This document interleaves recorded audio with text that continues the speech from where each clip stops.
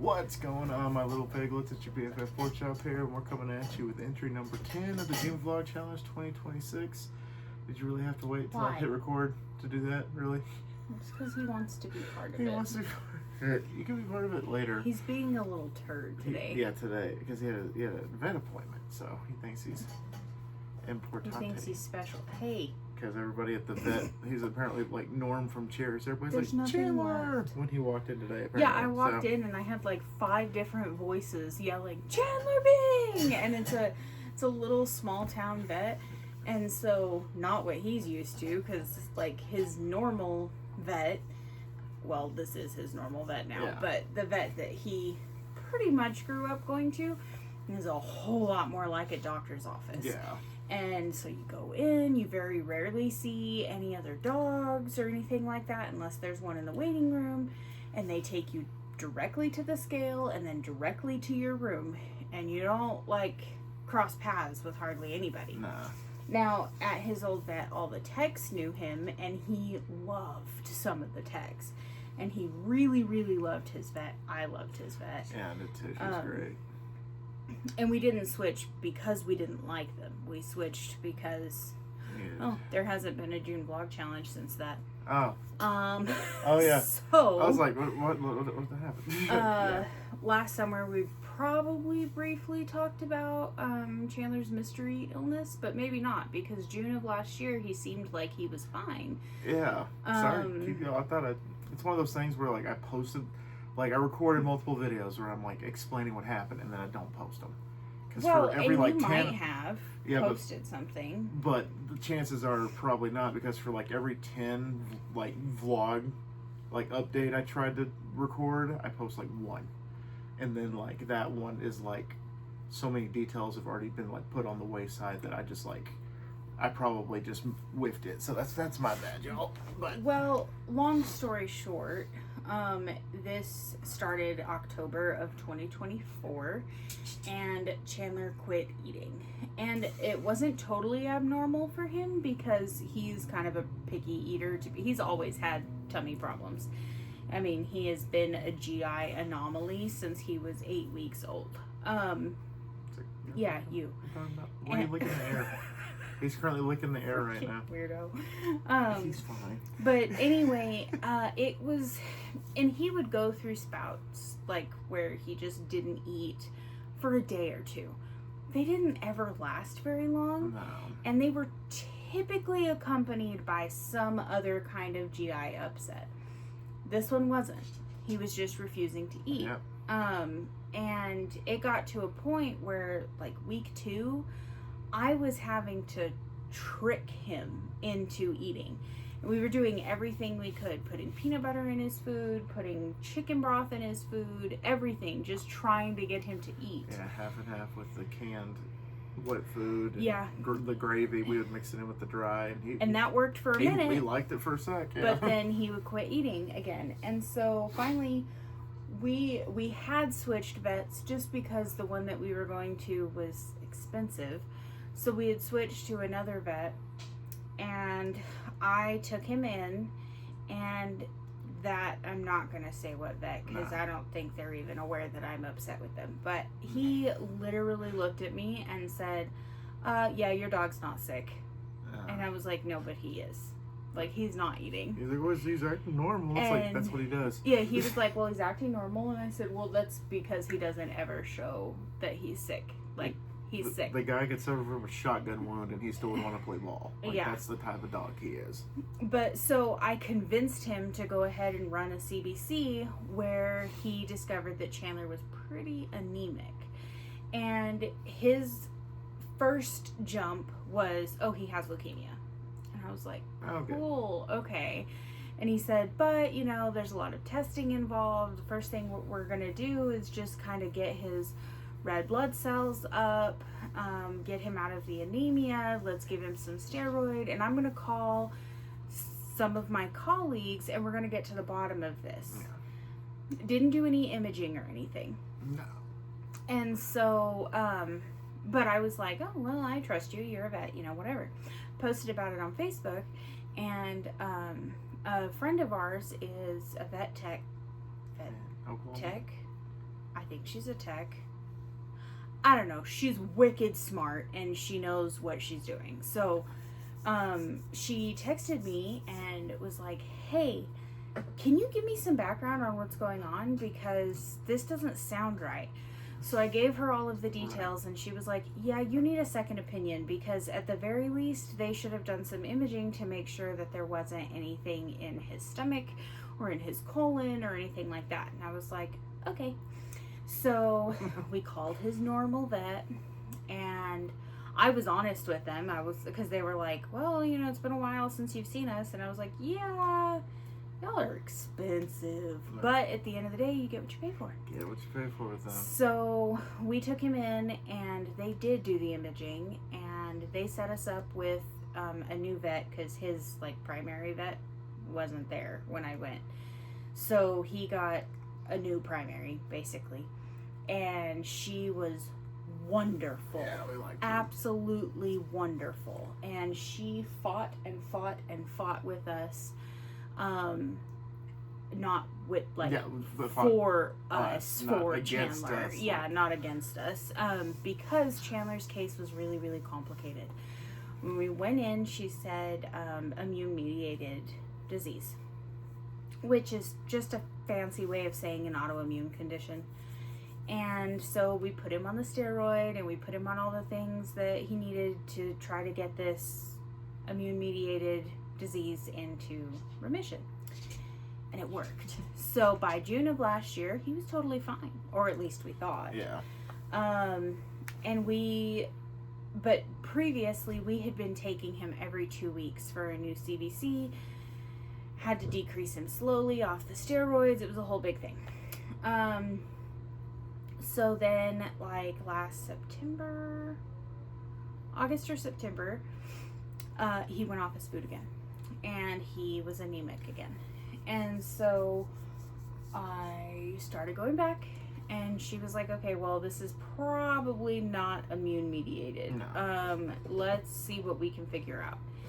And so she did more testing. And she talked to...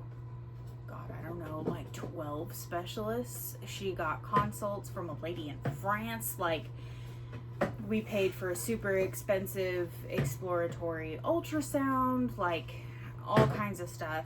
And all 9 yards for that guy. Because she, at that point, was certain that it was cancer.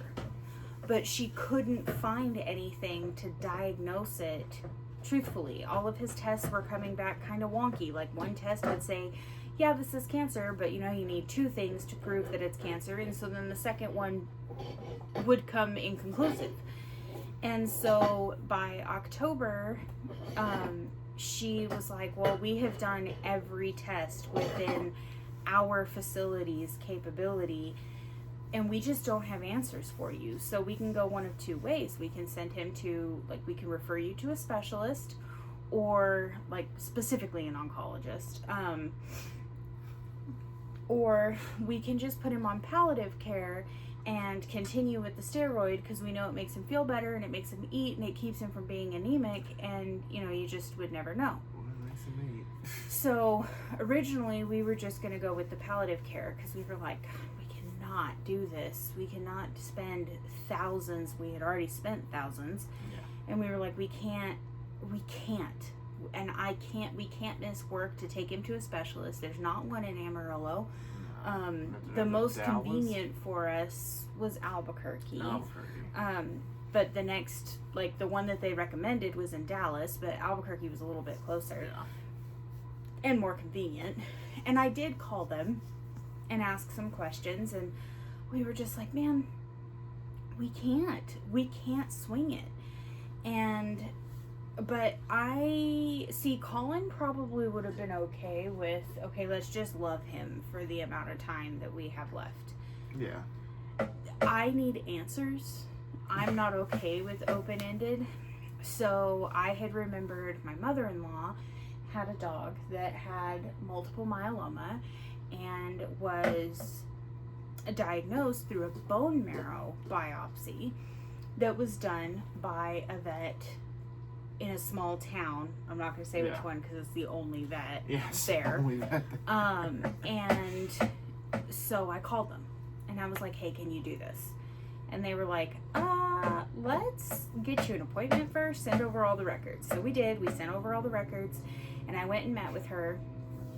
And at first, she said the same thing. She said, immune-mediated. He does not have cancer. There's no way he has cancer. It's immune-mediated. He has no symptoms of cancer. And I was like, it's not immune-mediated. And I told her. I mean, because at this point, I've done months of research. And not saying that I'm a vet, it doesn't but negate decades of... Absolutely not. But I knew what questions to ask, and I knew what to point out because I had done so much reading, and I knew we were looking at multiple myeloma or we were looking at leukemia. And so I was just like, well, I mean, they already did these 2 tests. There's only 3 tests that have multiple myeloma. They already did these 2. This one came back showing positive signs of multiple myeloma, but this one came back inconclusive, and the third one is a bone marrow. So what do you want to do? And she was like, well, I want to run his CBC because frankly, looking at his records, and she read his records all the way from like 8 weeks old with his first shots to present day. And she said, it seems like he's had a lot of GI issues his whole life, so it's entirely possible that he's had this condition his whole life and just nobody caught it before. And I was like, no, it's cancer. And she was like, no, it's not. So we did the CBC.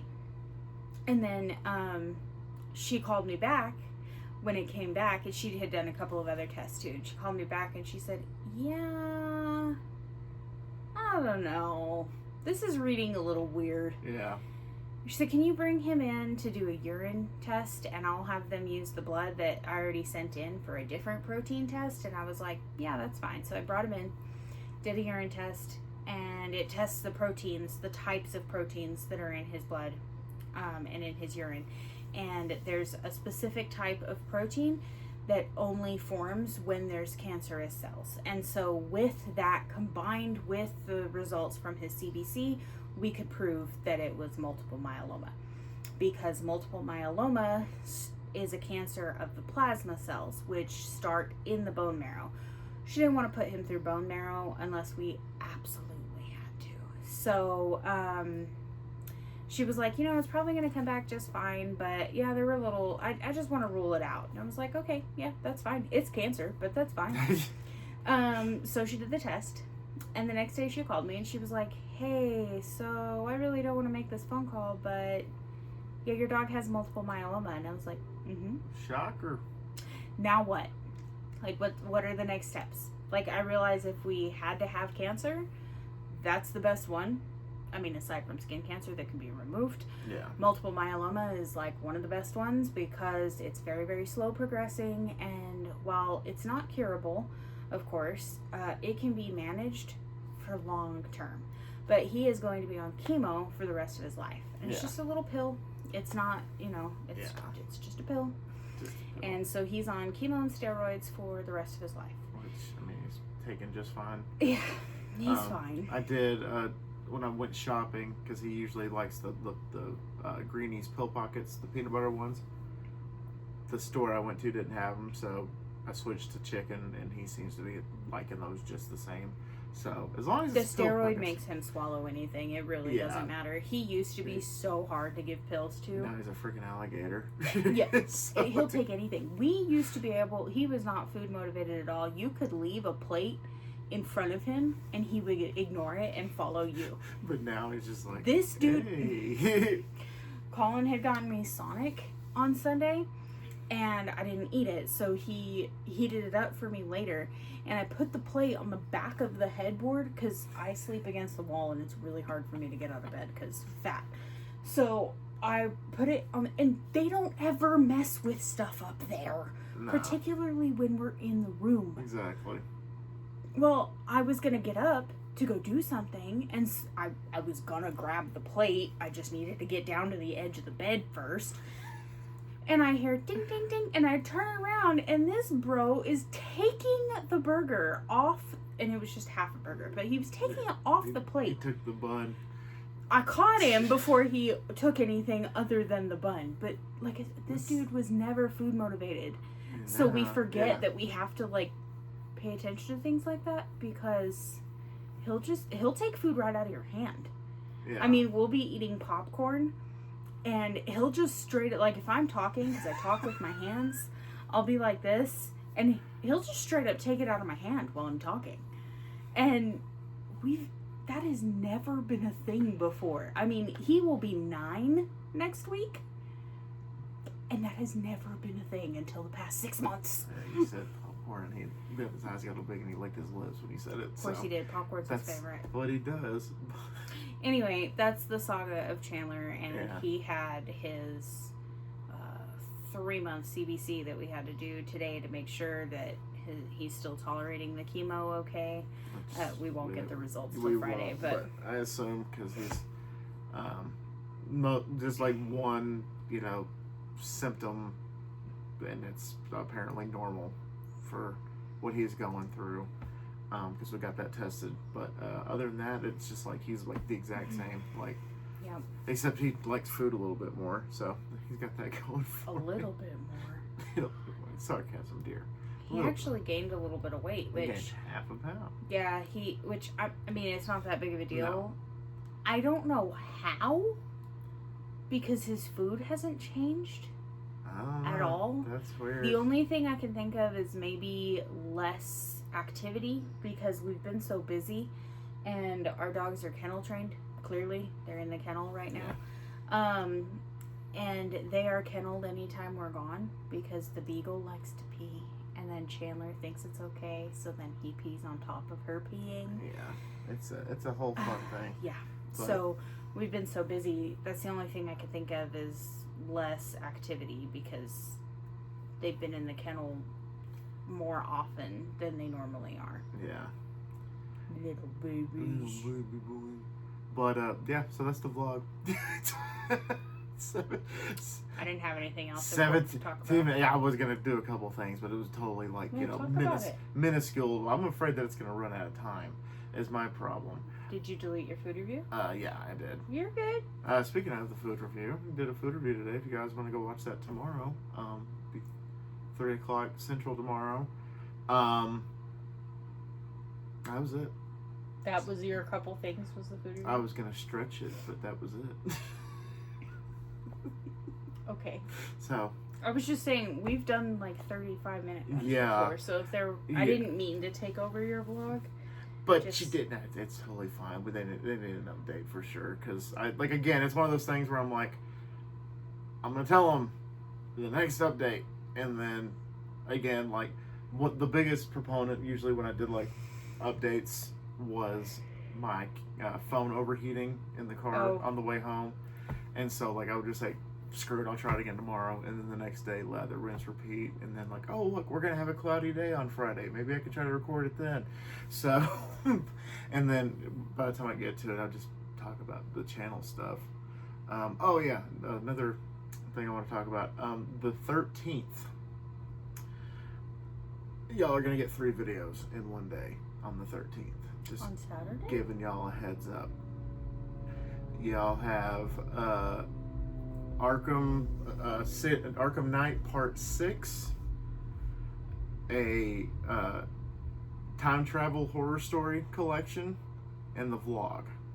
So y'all got a triple feature on Saturday. I was looking through my videos, and you won't see me Saturday.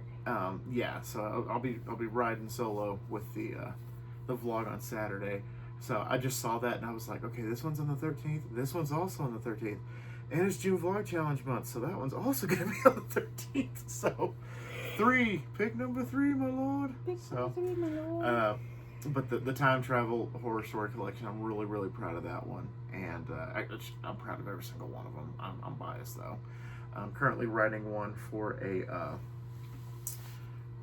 what's it called? Oh, yeah. I'm making a sequel. It's called 3 More Dark Web Horror Stories.